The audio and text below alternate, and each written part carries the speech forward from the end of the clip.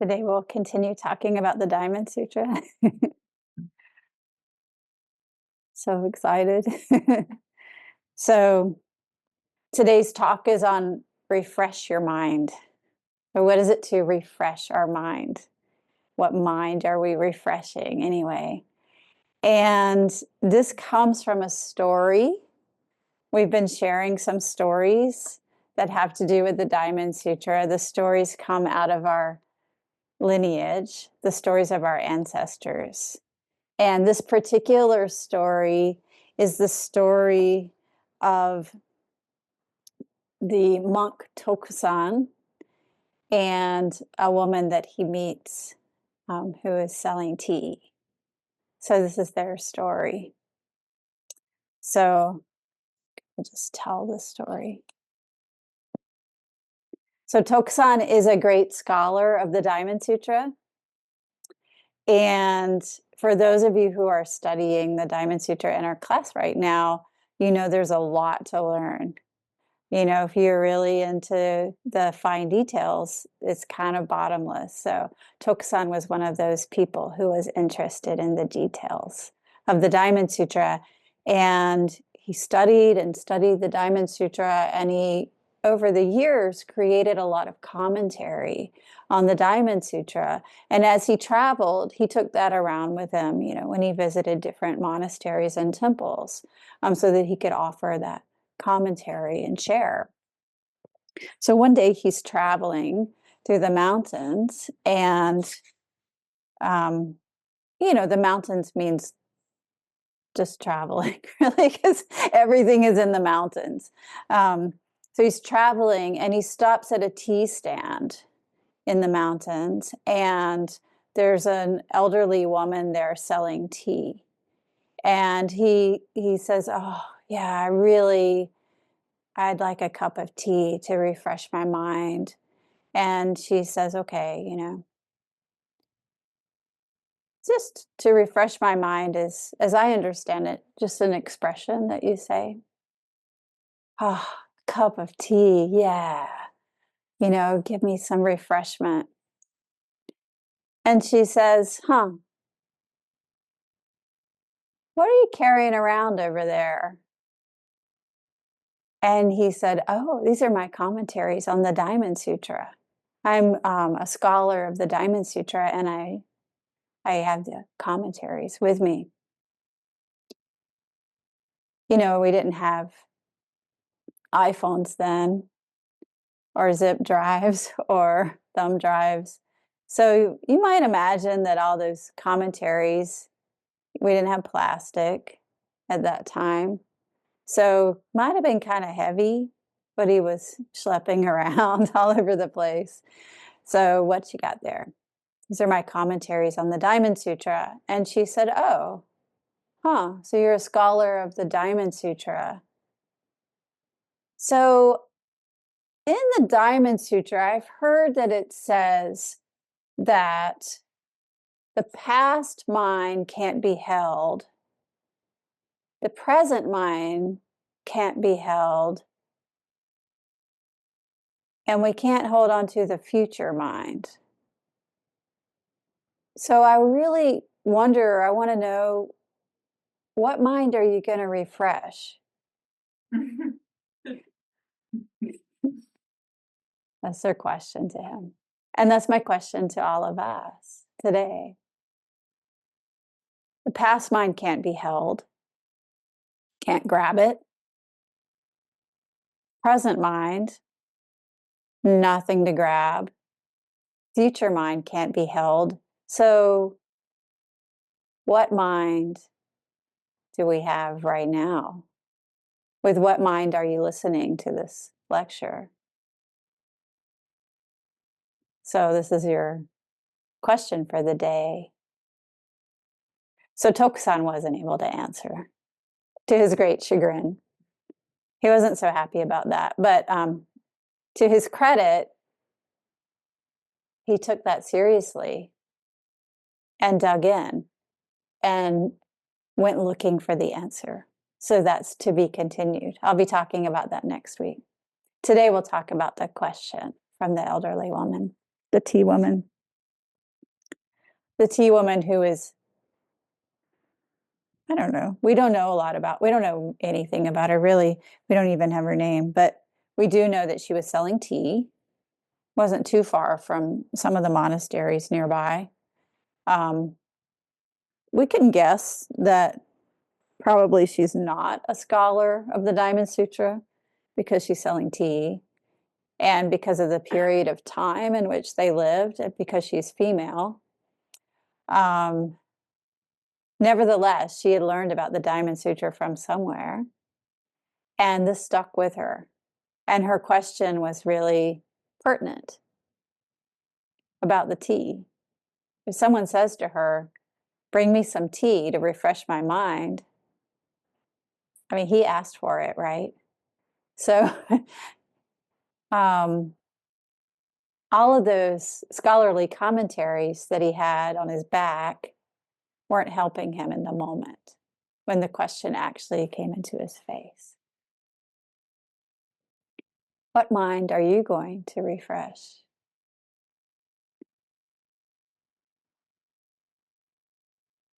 Last week we talked about karma and the endless flow of karma. Before that, we talked about impermanence. Everything in the universe that arises, passes away, arises, passes away. And when we have a sense of impermanence, the shift, the change of the entire universe, we can have a sense of ease. So I've shared that when I first moved to New York City, I felt really nervous. Like, whoa, it's so big. It's the biggest place I've ever lived, I think. Um, so I was nervous. Wow. And it has such a reputation in America. And especially for someone who grew up in a town of 1,000 people, this is a really big move. And as the plane came in to New York, I looked out the window and I saw I saw the sea and I saw all the surrounding countryside and I saw the city that was this big. And I got some perspective. Oh, that's all you are? You're so little, New York.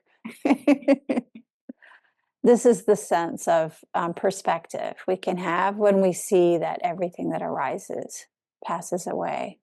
It gets us off of ourselves a little bit.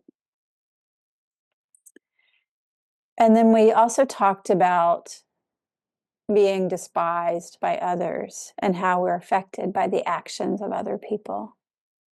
When we see the perspective, stepping back, and when we have no ego to be grabbed or to grab onto, then other people's thoughts about us and actions towards us, whatever, oh, sweetie, you're going through some things. It's okay. It's going to be okay. Even if somebody yells at us, then it stops being about me and more about the big picture. Oh, wow. Okay. You can see this clearly. Working in the hospital, I often encountered people who had heightened emotions due to their situation. And there their situation. Oh, you don't know exactly what it is, but you know that if they're in there for something. Either they're ill or they're visiting someone who's ill, or maybe they work there and they see people who are ill all day long, every day. So if there's a time that you encounter someone and they're sharp with you, then immediately you're like, oh, wow, they must have something going on. Oh, I wonder what it is. I hope they're okay. Yeah. Perspective, right? So why don't we offer that same courtesy to the other drivers on the road and the people on the sidewalk and the people at work? We could. There's an option to offer that perspective. We can do it when we step out of ourselves and really let our ego go, the thoughts of me that's so loud, that's separate from everyone else. When we let that go and become part of the family of the universe, then we have more perspective and we have less to grab onto. In this sense, we can rest in everyday mind. This is the world that we live in. We are here. We are part of, not separate. Everything that arises passes away. And this is how it is. We're all okay together. This is a resting in ordinary mind. When we're resting in ordinary mind, then there's an ease that comes in. Less grabby, strivey, angst, suffering, worry, anxiety, and more ease. When this ease is here, then we're no longer creating karma. We're not creating the causes and conditions that cause suffering or happiness. We just are. So this is sort of where I left off last week. Karma. When we really let go of ourselves and rest in emptiness, and again, emptiness is the understanding that there's no me separate from you. There's no inherent existence of a Tenku that's separate from all of you. When we really let go, then all of our mental afflictions that are based on grabbing, grabbing, all of the greed, the anger, the delusions, the greed, the anger, the delusions that just we grab can be released. And when this grabbing of the mental afflictions is released, such a relief. There's so much ease. And the karma that's created, karma is the causes and conditions that's created as a result of this grabbing, is released.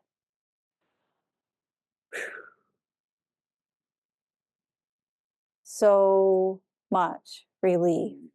So then go back to your situation in the hospital or at work, at home, with your family, wherever, on the street, in the cars. When you're driving your car, and because I always come back to the cars because we're so secluded in our bubble of a car, which is so similar to the ego, right? We have this delusion that we're separate in our little car bubble, and that our universe is intersecting with other people's universe. But the reality is there's a flow that can happen on the road when we understand that we're all in this together.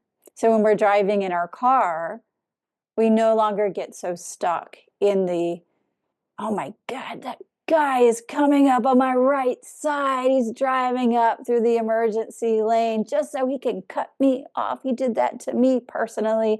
And I am sure he's been planning that all day long. He's probably been thinking he's going to do that to me for years. In fact, I think he followed me from home just so he could. This is really an exaggeration, but it's what our mind does, right? Apply it to your own life in whatever way that person, whoever they are, is irritating you today. We create a story. When we have a sense of ease and a sense of letting go of the me, then we can start to see the flow. Oh, wow. Look at him. He is in a rush today. Oh my goodness, that, must not feel so good to be so angry. His face is all red. I would like to cause him some ease. Okay, sweetie, go ahead. You can get in. It's okay. I hope things go better for you. That's it. And then we've made a flow, right? Flow. I learned that in Japan, when I was driving in Japan, I would see cars. I would be on the road going this way, and I would see a side road coming in with a lot of cars.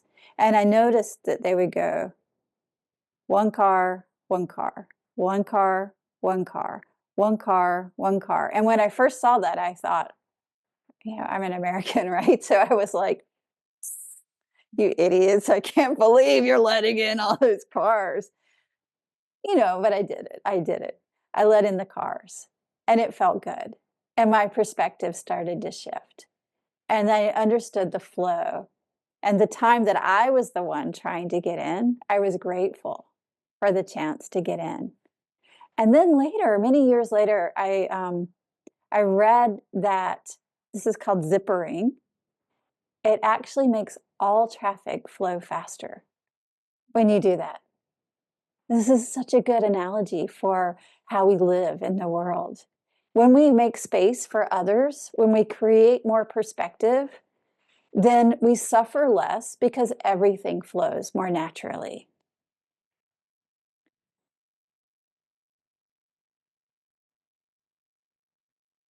I'll come back to the mind, don't worry. I'm going to say a little bit more about karma.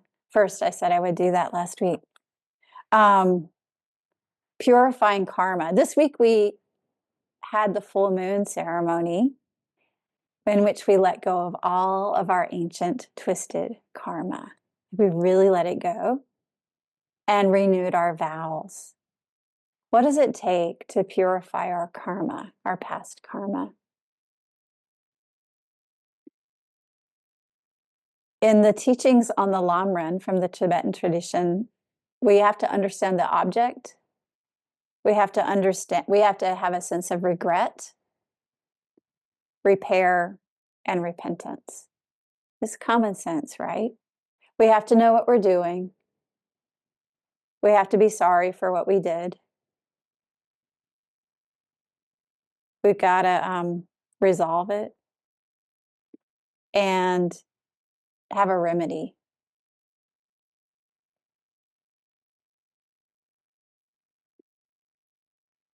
Our understanding what we did is based on the precepts.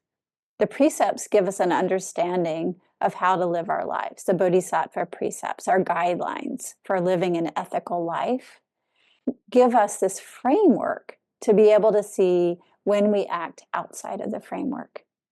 So we have this guidelines. And when we're acting outside of that, then we can go, oh, yeah, okay, I need to come back into alignment. So we start by taking refuge in Buddha, Dharma, and Sangha and generating Bodhi mind, Buddha mind, letting go of our ego. And then we cultivate regret for our actions that have been harmful. It's really not that hard to do. We can do it on purpose with intention. And it also very naturally happens at the same time. So those kind of come together.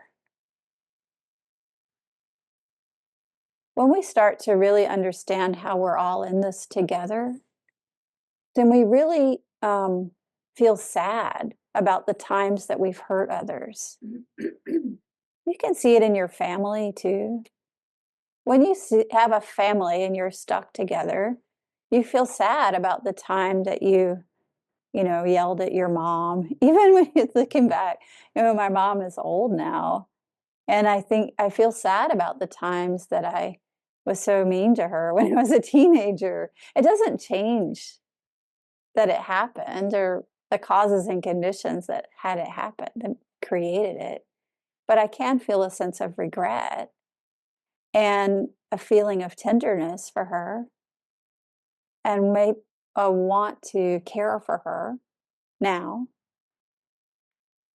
And also a knowledge that every teenage girl yells at her mom, There's a normal aspect too.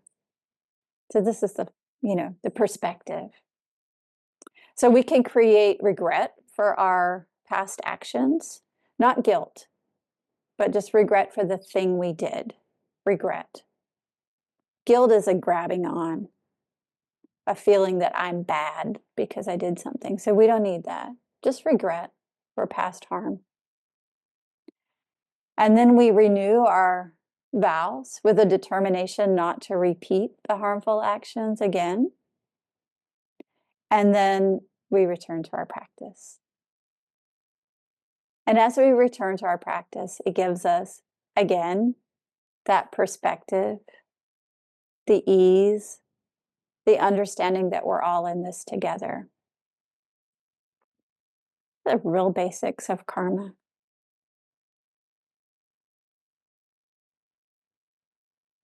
It gives us a freedom. When we're practicing, we're no longer creating karma. And there's a real ease and a spaciousness there.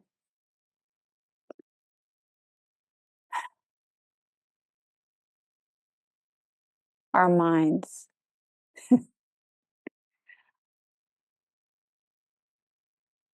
What is mind, anyway? We have this idea that mind lives here, that it's our thoughts. Our thoughts are not who we are. Mind is here. Mind is our shared connection with each other and with the world around us. Mind is feeling each other and feeling the sun and feeling the wind and the pain and the happiness and the joy and the tenderness that we feel. Mind is connection. Past mind. Where is that in physical space right now? Can you find it? Where is the past at all? As far as I can tell, even remembering that story about myself as a teenager, that story's coming out in real time. So the past is here right now. I can't change the story. I can't go back to it. I can't even grab it. So the past can't be grasped. Also, the present. As soon as the words leave my lips, it's become the past, right? So, how can we grasp the present? There's nothing to hold. And the future, where does the future exist? It's a creation, right? We have no earthly idea what our worldly, our universal idea of what's going to happen even 1 minute from now, much less 5 minutes, 10 years, 20 years. It's just an idea, creation. Nothing to hold there either. So then where do we find ourselves? In this moment, in this present moment only. And that can be a great ease as well. What it means is that when we are fully present here, this presence, without these ideas surrounding us, I like you, I don't like you, oh, nobody likes me, oh my gosh, everybody hates me today, oh no, I don't know what to do next year. When we come back to just this moment, with the understanding that we are all in this precious life together, we can be filled with tenderness and care for those around us. We very naturally want to repair when we cause harm. We very naturally care for each other, not all at once, but with effort, with intention, with our practice to support us, with the precepts to give us a scaffolding, all together, working with each other, we can find great freedom. This is what it is to wake up for the benefit of all beings. No me waking up separate from you. We're all in this together. So repentance has a pragmatic side. I'm sorry for that thing that I did. I don't want to repeat it. But it also has a formlessness. And when we practice formless repentance, we awake to the total reality beyond subject and object, beyond me and you, beyond self and others. And this is what our Zazen practice has to offer us. We live in the reality of our life, whether or not we're aware of it. We're still living our life, whether or not we receive the precepts, whether or not we understand the delusions. And our reality includes delusions. There's nothing left out. Absolutely nothing. Taking a step back and gaining perspective gives us an acceptance of even the delusions that we have.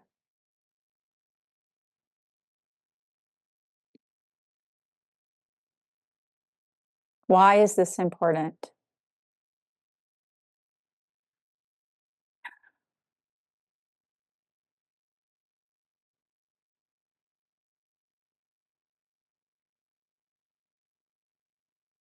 You remember what I said about the branches and the trees?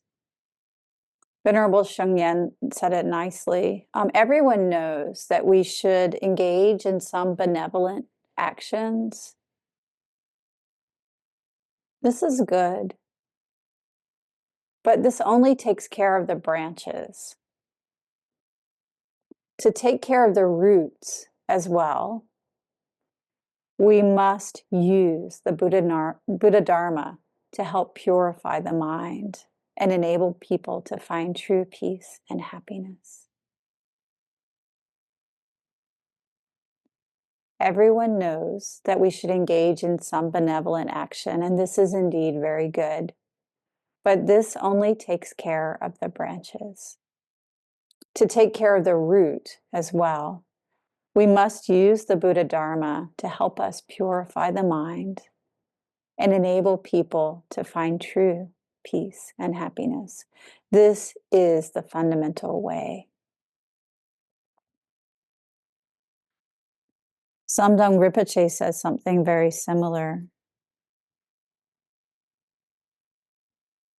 Unless we have a compassionate heart or compassionate mind, remember, mind is here, and we're not influenced by anger, delusions, greed, unless we have a compassionate heart and are not influenced by anger, delusions, and greed, then our physical nonviolence is not true nonviolence. Or we could also say our physical compassion is not true compassion, as long as we hold on to that greed, anger, and delusion. So coming back to resting our mind in this present moment offers us a way to find the roots of compassion without that interference of the me that gets in the way. This is how we purify the mind and allow the roots to support us. Even when we try to work for the benefit of others, we still cause harm. It's inevitable. We can't help it. We've all done it. We do things all the time.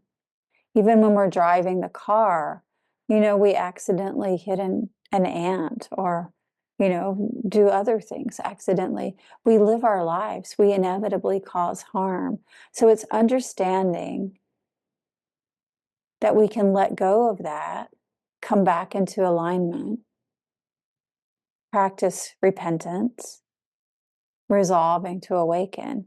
It's this cycle, this movement that fuels our practice. All of this together. When we're unaware of impermanence and the ego coming up, and we think we're the center of the world, just like being in the car. When we think we're the center of the world, then greed, anger, and delusion very naturally dominate our life. So I encourage everyone to release out into the family of the universe. The knowledge that we're all in this together. This is a time we really need this. We need us to act in a benevolent way with compassion in our day-to-day life. And we must also come back to the roots. We must purify the roots. Find compassion from the inside out. Oh, as we work from outside in and inside out together, then our life becomes harmonized. And we can't help with every fiber of our being. We simply can't help but to live for the benefit of all. It's a very natural process. Letting go of the past, letting go of the so-called future, even letting go of the present, letting the ego go. The beauty of the world naturally shines. And walking forward in this way is how we will benefit the entire universe, and the entire universe needs this. We know this. We see it every day. This is not a theory. This is not an idea. This is how we will make it through the next year, 5 years, 10 years, how we will meet the suffering of the whole world, how we will make this whole universe a kinder and compassionate place for all beings.